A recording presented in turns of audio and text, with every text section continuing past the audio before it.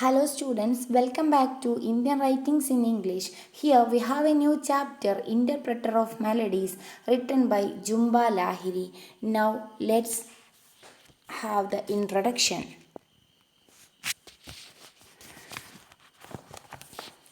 Nilanjana Sudeshna Jumba Lahiri, born on July 11, 1967, is an English-born American novelist, essayist, and short story writer having Indian origins. Her parents, Amar and Tapadi Lahiri, were immigrants from Kolkata, the former having been librarian by profession and later a school teacher. When she was 3, the family further migrated to United States, where they settled in Kingston, Rhode Island.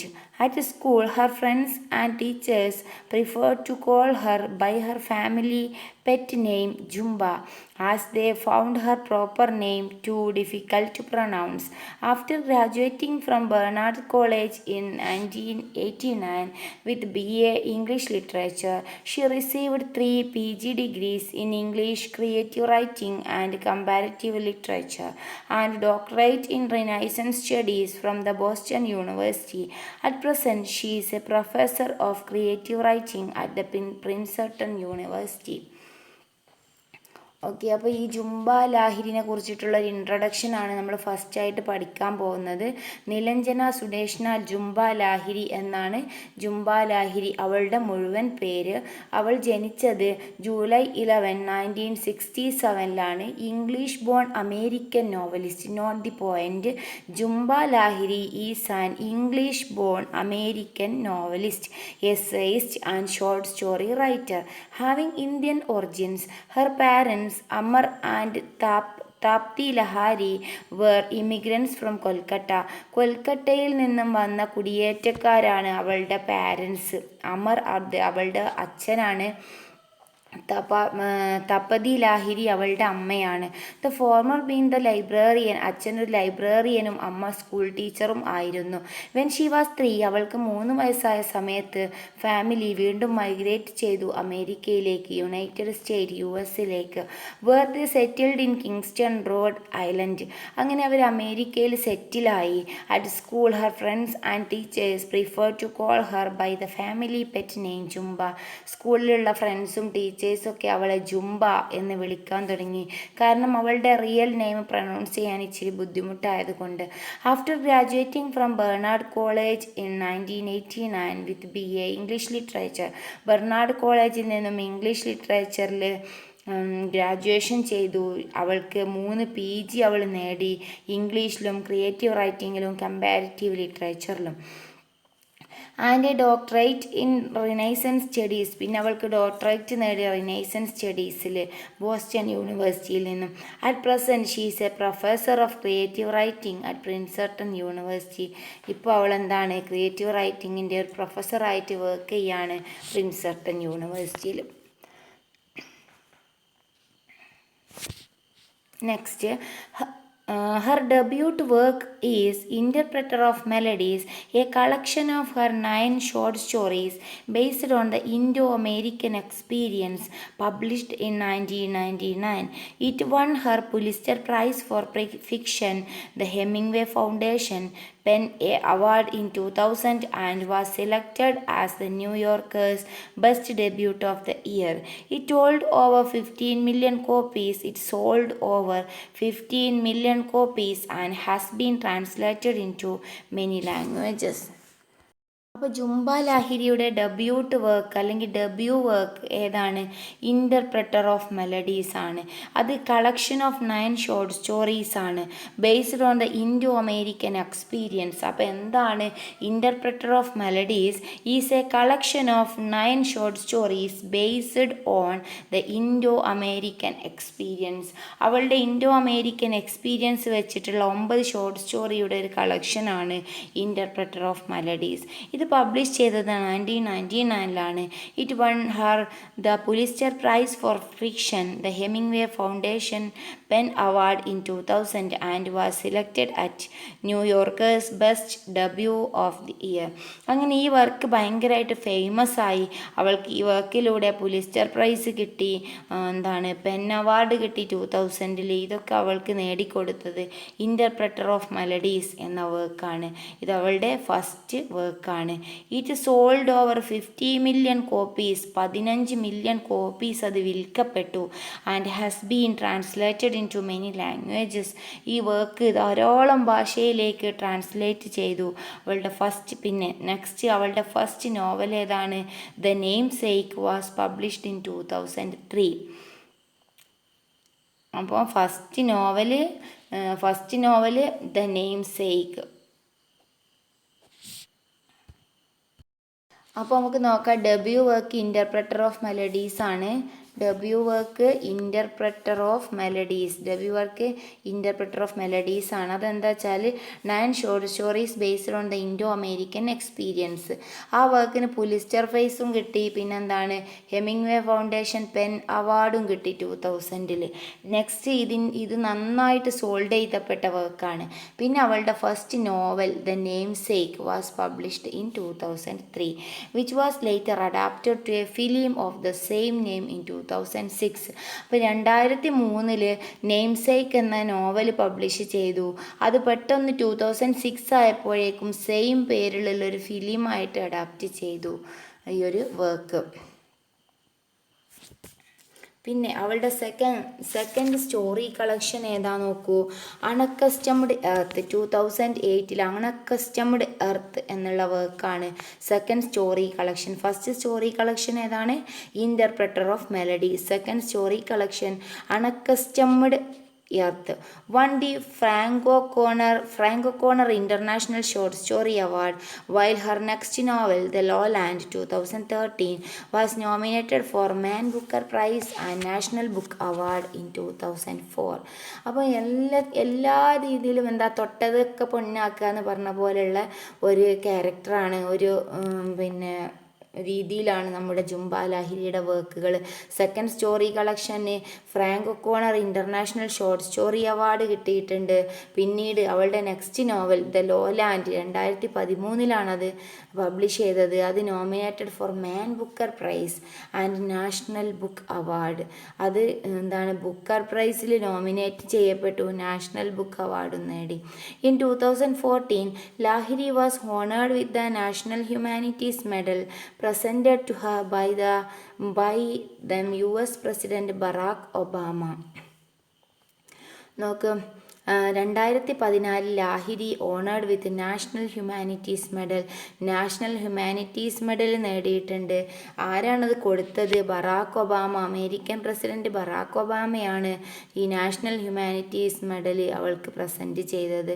Recently she has started writing in Italian language and published her first Italian book in 2015, namely The Alter Parole, in other words. Altre Parole എന്നുള്ള work. പിന്നീട് അവൾ recently ഇപ്പോൾ Italian വർക്കുകൾ എഴുതാൻ തുടങ്ങി. First Italian work 2015 എന്താണ് അതിൻ്റെ പേര്? ഇൻ ആൾട്ടർ പരോൾ എന്ന വർക്കാണ് അവളുടെ ഫസ്റ്റ് ഇറ്റാലിയൻ വർക്ക്. അപ്പോൾ എന്തൊക്കെയാണ്? ഇവളുടെ ലോലാൻഡ് എന്നുള്ള വർക്കിന് മാൻ ബുക്കർ പ്രൈസിൽ നോമിനേറ്റ് ചെയ്തു. Second story collection unaccustomed earth Frank O'Connor international short story award നേടി. അതിനുശേഷം ലോലാൻഡ് എന്നുള്ള വർക്ക്. പിന്നെ ലാഹിരിക്ക് നാഷണൽ ഹ്യൂമാനിറ്റീസ് മെഡൽ പ്രസൻറ്റ് ചെയ്തു പ്രസിഡന്റ് ബറാക്ക് ഒബാമ.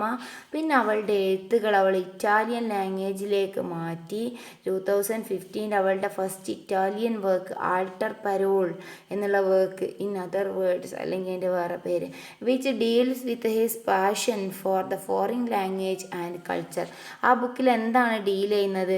അവളുടെ പാഷൻ, ഫോറിൻ ലാംഗ്വേജിനോടും കൾച്ചറിനോടുമുള്ള അവളുടെ പാഷനാണ് ഇൻ ആൾട്ടർ പരോൾ എന്നുള്ള വർക്കിൽ അവൾ മെൻഷൻ ചെയ്യുന്നത്, അവൾ ഡിസ്ക്രൈബ് ചെയ്യുന്നത്. She also released a novel in Italian Dove Mi Trovo where I find myself. Dove Mi Trovo എന്നുള്ള നോവൽ ഇറ്റാലിയൻ ഭാഷയിൽ അവൾ റിലീസ് ചെയ്തു. Dove Mi Trovo in 2018 and an edited compilation of 40 Italian short stories called Penguin book of Italian short stories. പിന്നെ ഒരൊറ്റ കാര്യം കൂടി ഉണ്ട്, Italian short story കളക്ഷൻ്റെ പേരാണ് book of Italian short stories, the penguin book of Italian short stories. ഇതൊക്കെ not ചെയ്യണം കേട്ടോ, important ആണ്. ഇറ്റാലിയൻ ഭാഷയിൽ എഴുതാൻ തുടങ്ങിയതിന് ശേഷം ഫസ്റ്റ് എഴുതിയ ബുക്ക് ഏതാണ്? ആൾട്ടർ പരോളാണ് ഫസ്റ്റ് എഴുതിയ ബുക്ക്. അത് കഴിഞ്ഞ് അതെന്തിനെ കുറിച്ചാണ് പറയുന്നത്? Her passion for foreign language and culture, അതിനെക്കുറിച്ചിട്ട് അവളുടെ അതിയായ പാഷൻ, അതിനോടുള്ള ഇഷ്ടം അല്ലേ. പിന്നെ അവൾ ഇറ്റാലിയൻ ഭാഷയിൽ പബ്ലിഷ് ചെയ്ത നോവലാണ് ഡോ മി ട്രോവോ എന്നുള്ള നോവൽ. പിന്നെ ഒരു ഇറ്റാലിയൻ സ്റ്റോറി കളക്ഷൻ ഉണ്ട്, അതേതാണ് നോക്കൂ, penguin book of Italian short stories 2019.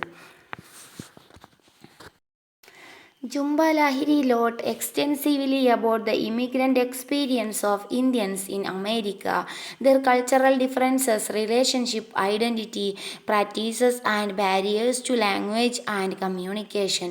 Quote between the twin world of India and America, the second generation immigrant character of her interpreter of melodies, emphasis their own unique identity and subjectivity.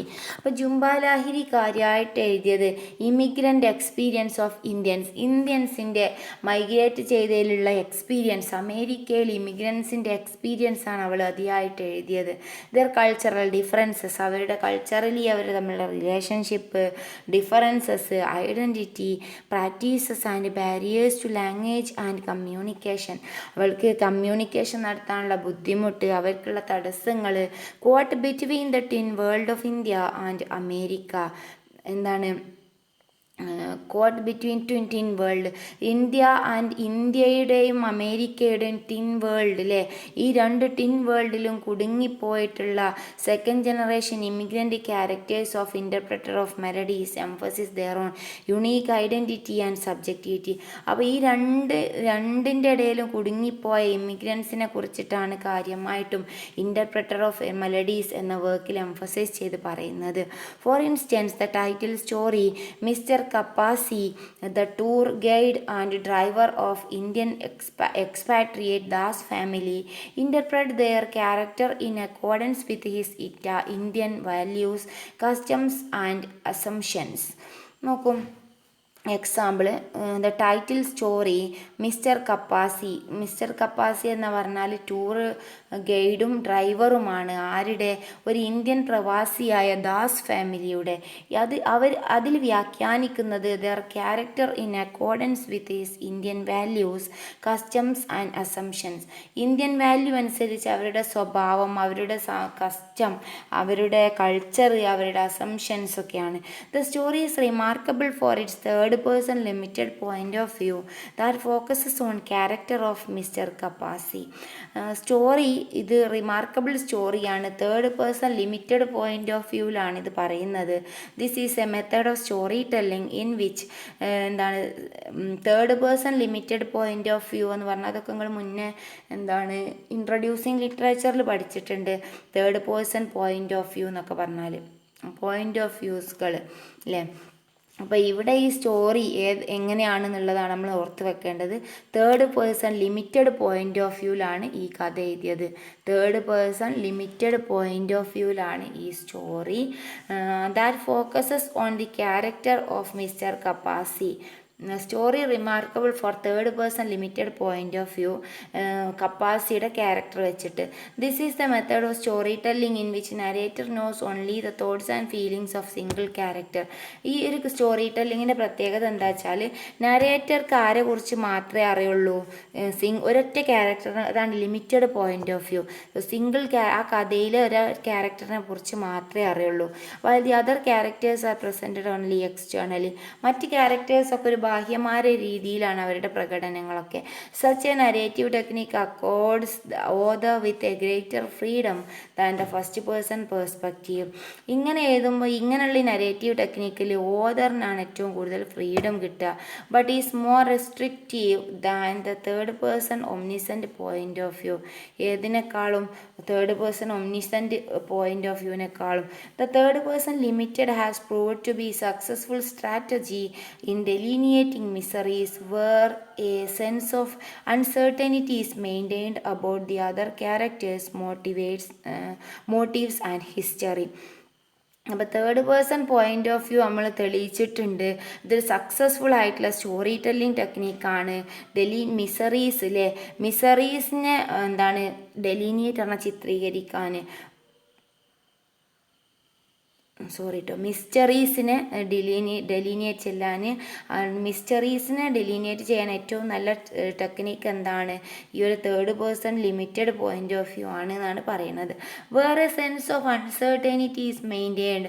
പിന്നെ ഒരു uncertainty ഇതിലിങ്ങനെ maintain ചെയ്ത് കൊണ്ടുപോകാൻ പറ്റും കഥയുടെ അവസാനം വരെ. Other characters, motifs and history. മറ്റ് ക്യാരക്ടറിനെ കുറിച്ചിട്ടും അവരുടെ മോട്ടീവ്സിനെ കുറിച്ചിട്ടും അവരുടെ ഹിസ്റ്ററിനെ കുറിച്ചിട്ടൊക്കെ ഇത് കൊണ്ടുപോകാൻ നമുക്ക് സാധിക്കും ഇങ്ങനെ ഈ third person limited point of view ആയാൽ. Thus the whole story is narrated through the perspective. Complete സ്റ്റോറിയും ഈ ഒരു പെർസ്പെക്റ്റീവിലാണ്. Thus the whole story is narrated through the perspective of Mr. Kapasi. Complete story narrate ചെയ്യുന്നത് mister കപ്പാസിയുടെ point of വ്യൂവിലാണ്, അവളുടെ പെർസ്പെക്റ്റീവിലാണ്. Who takes the US settled Indian family consisting of mister Das, his wife and 3 children to visit the Sun Temple at Konark. Mrs. Das' interest in Kapasis is piqued as her reveals the details of her translator's job at the doctor's clinic. Mr. Kapasi meanwhile senses that all is not well between the Das couple and begins to fantasize and oversees correspondence with Mrs. Das. However, her revelation of the family secret throws a wrench into his dreams. അപ്പോൾ ഇത് mister Kapasi, അതാണ് third person limited point of view എന്ന് പറഞ്ഞത്. Third person limited point of വ്യൂവിൽ കപ്പാസിയുടെ പെർസ്പെക്റ്റീവിലാണ് ഈ കഥ കംപ്ലീറ്റ് ആയിട്ട് ചിത്രീകരിക്കുന്നത്. Who takes the US settled Indian family consisting of mister Das, his wife and 3 children to visit the Sun Temple Konark. Sun temple, കൊണാർക്കിലുള്ള സൺ ടെമ്പിൾ സന്ദർശിക്കാൻ വേണ്ടിയിട്ട് കപ്പാസി ഒരു US സെറ്റിൽഡ് ഇന്ത്യൻ ഫാമിലിയെ, ഇന്ത്യക്കാർ അമേരിക്കയിൽ സെറ്റിലായ ഇന്ത്യൻ ഫാമിലിയെ കൊണ്ടിട്ട് പോവുകയാണ്. ആരാണ് ആ ഫാമിലിയിലെ members? Mister Das and Mrs Das and his children അല്ലേ, അവരുടെ മക്കളും 3 children. അവർക്ക് എത്ര മക്കളുണ്ട്? 3 മക്കളുണ്ട്. 3 children. അവരുടെ 3 മക്കളെയും കൊണ്ടാണ് എന്ത് സന്ദർശിക്കാനാണ് പോണത്? കൊണാർക്ക് ടെമ്പിൾ സന്ദർശിക്കാനാണ് പോണത് അല്ലേ. Mrs. Das' interest in Kapasi is piqued as he reveals details of the translator's job at doctor's clinic. Kapasi ഒരു ഡോക്ടറിൻ്റെ ക്ലിനിക്കിൽ ട്രാൻസ്ലേറ്റർ ആണെന്ന് കേട്ട സമയത്ത് തന്നെ നമ്മുടെ മിസ്റ്റർ ദാസിൻ്റെ ഭാര്യയ്ക്ക് കപ്പാസിയിൽ ഒരു ഇൻട്രസ്റ്റ് തോന്നുകയാണ്. Mister Kapasi meanwhile senses that all is not well between Das couple. പെട്ടെന്ന് തന്നെ കപ്പാസിക്ക് മനസ്സിലാവുന്നുണ്ട് ഈ ദാസും കുടുംബവും, ദാസും അയാളുടെ വൈഫും തമ്മിലുള്ള ബന്ധം നല്ല രീതിയിലല്ല എന്ന് കപ്പാസിക്ക് പെട്ടെന്ന് മനസ്സിലാവുന്നുണ്ട് അല്ലേ. അത് അയാൾക്ക് സെൻസ് ചെയ്യാൻ പറ്റുന്നുണ്ട്. Senses that all is not well between Das couple and begins to fantasise and overseas correspondence with mister Das. അപ്പോൾ അവൾക്ക് അയാളിങ്ങനെ ഓവർസീ ചെയ്യാണ് മിസ്സിസ് ദാസുമായിട്ടൊരു കറസ്പോണ്ടൻറ്റ് ലെറ്റർ അയക്കുന്നതായിട്ട് അയാൾ ഇമാജിൻ ചെയ്യാണ്. However her revelation of a family secret throws a wrench in to his dreams. അവളുടെ ഈ ഒരു റിവിലേഷൻ, ഒരു തുറന്ന് പറയലില്ലേ, അവൾ ഒരു ഫാമിലി സീക്രട്ടിൻ്റെ തുറന്ന് പറയൽ അതൊരു വിള്ളലുണ്ടാക്കി ഇൻ ടു ഹിസ് ഡ്രീംസ്, അയാളുടെ ഡ്രീമിൽ. അവൾ ഒരിക്കലും അവളുടെ ഒരു സീക്രട്ട് തുറന്ന് പറയുന്ന സമയത്ത് അതൊരു wrench in to his dreams, അത് അയാളുടെ ഡ്രീമിനൊരു വിള്ളലുണ്ടാക്കി. On the other hand Mrs Das is disillusioned to realize that the interpreter of melodies has no solution to offer her. Interpreter of മെലഡീസിൽ ആ ഒരു കഥയിൽ ഒരു സൊല്യൂഷൻ ഉള്ളായിരുന്നു അവൾക്ക് ഓഫർ ചെയ്യാനായിട്ട്. Destine to continue with their own problems that are beyond analysis and interpretation. അപ്പോൾ എന്താണ്, അവരുടെ പ്രശ്നങ്ങൾ അനാലിസിസിനപ്പുറമായിരുന്നു അവരുടെ പ്രോബ്ലംസും പ്രശ്നങ്ങളും. Mr Kapasi and Mrs Das have nothing to offer each other except an anguish beyond language and expression. ഇവർക്കൊന്നുമില്ലായിരുന്നു ഓഫർ ചെയ്യാനായിട്ട്, അവർക്ക് തമ്മിൽ അങ്ങോട്ടും ഇങ്ങോട്ടും ഓഫർ ചെയ്യാനായിട്ട് ഒന്നുമില്ലായിരുന്നു. മിസ്സിസ് ദാസ് ആരാണ്? മിസ്റ്റർ ദാസിൻ്റെ വൈഫ്. ഒരു ഇന്ത്യൻ ഫാമിലി, അമേരിക്കയിൽ സെറ്റിലായ ഒരു ഇന്ത്യൻ ഫാമിലിയാണ് മിസ്റ്റർ ദാസിൻ്റെ ഫാമിലി. അയാളുടെ വൈഫാണ് മിസ്സിസ് ദാസ്. കപ്പാസി അവരുടെ ടൂറിസ്റ്റ് ഡ്രൈവറാണ്. ഇംഗ്ലീഷ് അറിയണതിനെ കൊണ്ട് അയാളാണ് അവരുടെയൊക്കെ എല്ലാവരും ഡ്രൈവറായിട്ട് കൊണ്ടുപോവാറുള്ളത്. അപ്പോൾ ഇവർക്ക് തമ്മിൽ ഒന്നും ഓഫർ ചെയ്യാനില്ലായിരുന്നു except an anguish beyond language and expression. ലാംഗ്വേജിലൂടെയും എക്സ്പ്രഷനിലൂടെയുള്ള സംഗതികൾ അല്ലാതെ അല്ലേ, അതിലൂടെയുള്ള ഒരു സംസാരങ്ങളല്ലാതെ അത് മാത്രമേ അവർക്ക് എന്തുണ്ടായിരുന്നുള്ളൂ, കൈമാറാനുണ്ടായിരുന്നുള്ളൂ എന്നാണ് പറയുന്നത്. അപ്പോൾ ഇതാണ് ഈ ഒരു ചാപ്റ്ററിൻ്റെ ഇൻട്രൊഡക്ഷൻ അല്ലേ.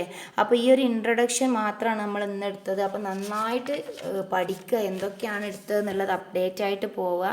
Zumba Lahiri born on July 11 is an English born American novelist, essayist and short story writer. Not the point. Jhumpa Lahiri, English born American novelist, essayist and short story writer അല്ലേ. Having Indian origins. അവളുടെ parents first കൊൽക്കട്ടയിൽ നിന്ന് immigrate ചെയ്തവരാണ്. പിന്നീട് അവരെവിടെ സെറ്റിലാക്കി? അമേരിക്കയിൽ സെറ്റിലാക്കി. പിന്നെ പ്രത്യേകമായിട്ട് നോക്കാനുള്ളത് her debut work, her first collection of stories, interpreter of melodies അല്ലേ. അത് പബ്ലിഷ് ചെയ്തത് 1999 പിന്നെ പുലിസ്റ്റർ പ്രൈസ് കിട്ടിയിട്ടുണ്ട്, പെൻ അവാർഡ് കിട്ടിയിട്ടുണ്ട്. പിന്നെ ആ ഒരു ഇയർ ഭയങ്കരമായിട്ട് ഫേമസ് വർക്കായിരുന്നു ഇൻ്റർപ്രറ്റർ ഓഫ് മെലഡീസ്. അന്ന് ഡെബ്യൂ ഓഫ് ദ ഇയർ ആയിട്ട് കണക്കാക്കി അവളുടെ ഈ വർക്ക് പബ്ലിഷ് ചെയ്ത ഇയറിൽ. ഇത് നന്നായിട്ട് വിൽക്കപ്പെട്ട വർക്കാണ്. പിന്നെ അവളുടെ her first novel the namesake 2003, അത് ഫിലിമായത് 2006. പിന്നെ second story collection unaccustomed earth 2008 unaccustomed earth എന്നുള്ള സെക്കൻഡ് സ്റ്റോറി കളക്ഷൻ. പിന്നെ നെക്സ്റ്റ് പോയിൻ്റ് എന്താണ്, ആ ഒരു സെക്കൻഡ് സ്റ്റോറി കളക്ഷൻ അവൾക്ക് ഇൻ്റർനാഷണൽ ഷോർട്ട് സ്റ്റോറി അവാർഡ് കിട്ടിയിട്ടുണ്ട് അല്ലേ. Frank O'Connor international short story award കിട്ടിയിട്ടുണ്ട്. പിന്നെ സെക്കൻഡ് നോവൽ, അപ്പോൾ ഫസ്റ്റ് നോവൽ നെയിം സേക്കാണ്, സെക്കൻഡ് നോവൽ ദ ലോലാൻഡ്, അത് 2013 മാൻ ബുക്കർ പ്രൈസിന് നോമിനേറ്റ് ചെയ്യപ്പെട്ട വർക്ക് ഏതാണെന്ന് ചോദിച്ചാൽ ലോലാൻഡ് ആണ് അല്ലേ. നാഷണൽ ബുക്ക് അവാർഡും കിട്ടിയിട്ടുണ്ട്. 2014 അല്ല 2013 വർക്ക് പബ്ലിഷ് ചെയ്തത്. നാഷണൽ ബുക്കർ അവാർഡും ബുക്കർ പ്രൈസും കിട്ടിയ വർക്ക് ലോലാൻഡ് ആണ്. പിന്നെ അവളുടെ ഫസ്റ്റ് സ്റ്റോറി കളക്ഷൻ ഇൻ്റർപ്രറ്റർ ഓഫ് മെലഡീസ്, സെക്കൻഡ് അൺഅക്കസ്റ്റംഡ് എർത്ത്. പിന്നെ in 2014 Lahiri honoured with national humanities medal from whom? Barack Obama അല്ലേ, അമേരിക്കൻ പ്രസിഡൻ്റ് ആയിരുന്ന ബറാക്ക് ഒബാമയിൽ നിന്നും എന്ത് കിട്ടി? നാഷണൽ ഹ്യൂമാനിറ്റീസ് മെഡൽ കിട്ടിയിട്ടുണ്ട്. പിന്നെ റീസെൻ്റ് ആയിട്ടാണ് ഇറ്റാലിയൻ ഭാഷയിൽ എഴുതാൻ തുടങ്ങിയത്. ഫസ്റ്റ് ഇറ്റാലിയൻ വർക്ക് ഏതാണ്? ആൾട്ടർ പരോൾ. എന്താണ് അത് ഡീൽ ചെയ്യുന്നത്? Passion for foreign language and culture. പിന്നെ ഇറ്റാലിയൻ നോവൽ ഏതാണ്? ഡോ മീ ട്രോവോ. Next Italian short story collection the Penguin book of Italian short stories. The Penguin book of Italian short stories ആണ് അവളുടെ ഫസ്റ്റ് ഇറ്റാലിയൻ വർക്ക്. ഓക്കെ. പിന്നെന്താണ് നമ്മൾ discuss ചെയ്തത്? പിന്നെ ഈ ഒരു കഥയിലുള്ള ഈ ഒരു കഥ ഇല്ലേ, ഈ ഒരു സ്റ്റോറി ഏത് പോയിന്റ് ഓഫ് വ്യൂവിലാണ്? Third person limited point of വ്യൂവിലാണ്. ഫസ്റ്റ് പേഴ്സൺ പെർസ്പെക്റ്റീവിനേക്കാളും ഓതർക്ക് ഗ്രേറ്റർ ഫ്രീഡം ഉണ്ടാവുക ഏതിലാണ്? തേർഡ് പേഴ്സൺ പെർസ്പെക്റ്റീവിലാണ്. അപ്പോൾ ഈ ഒരു ഫുൾ സ്റ്റോറി ലീഡ് ചെയ്യുന്നത് മിസ്റ്റർ കപ്പാസി അല്ലേ. The whole story is narrated through the perspective of mister Kapasi. Who is Mr Kapasi? Kapasi is the tourist operator and guide അല്ലേ. ആരുടെ ടൂറിസ്റ്റ് ഓപ്പറേറ്ററും ഗൈഡാണ്? Mr Das family. Mr Das ആരാണ്? മിസ്റ്റർ ദാസ്